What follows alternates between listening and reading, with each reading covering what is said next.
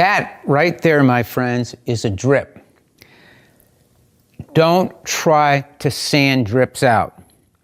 If you try to sand a drip out, what happens is that the sandpaper will also sand the area around the drip, and you have a tendency to do a rub through on it or a sand through. Instead, and these are a little bit tricky because they're on an edge, take a single edge razor blade and just wrap a piece of very thin tape around one edge of it. Then you can use that taped edge to raise up the razor blade just enough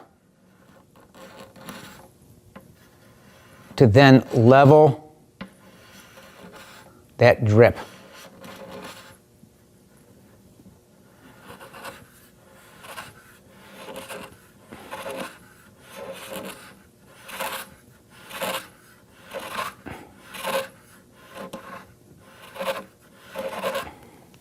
When all the squeakiness is gone or the squeaky stuff stops, you're done, and then you can continue on sanding.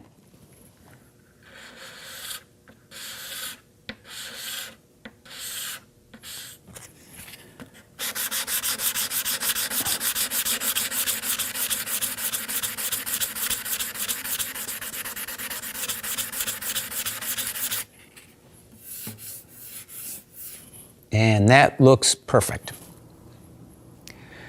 On the edge of the binding, right here, it's probably hard to see, I have a little dimple. From past experience, I know that if I try and sand that out, at this point, I'm going to sand through and then I'm really going to have a problem. So the better way to deal with this is to use a product called Glue Boost Fill and Finish Thin.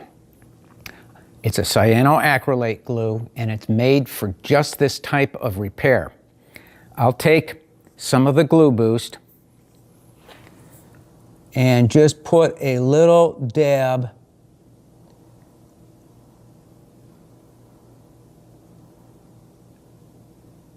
in that dimple. And as dimples sometimes do, it redimpled itself. So I'm going to wipe it away. I'm going to kick it. And then I'm going to hit it again.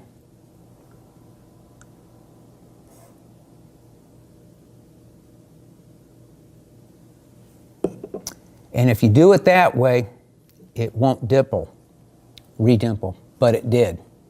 So I'm going to just take a little bit more and just try to get it into that dimple.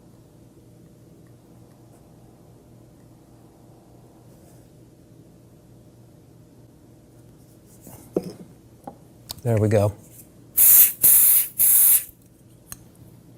I'll kick it.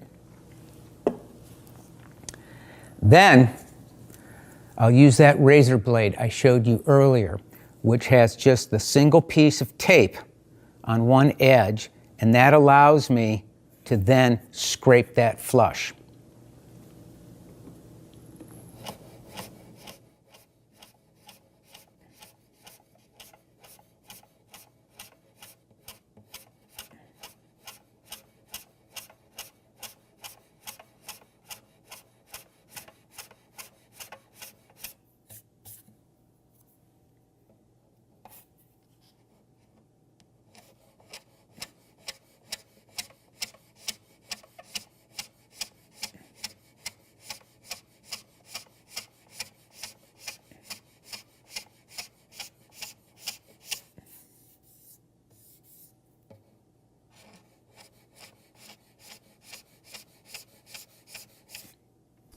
As I said before, when the screeching is gone, you can then take some 800 grit, and this time I'm going to use a small, very hard Corian block.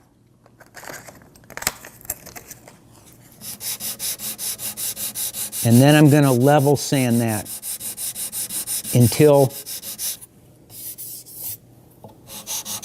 the high spot that's the glue boost, is pretty much gone.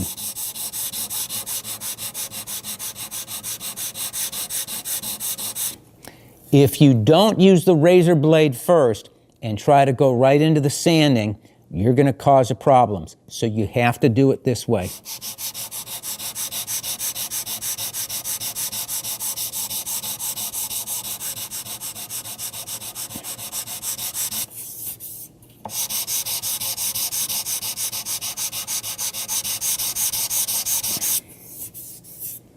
Good to go.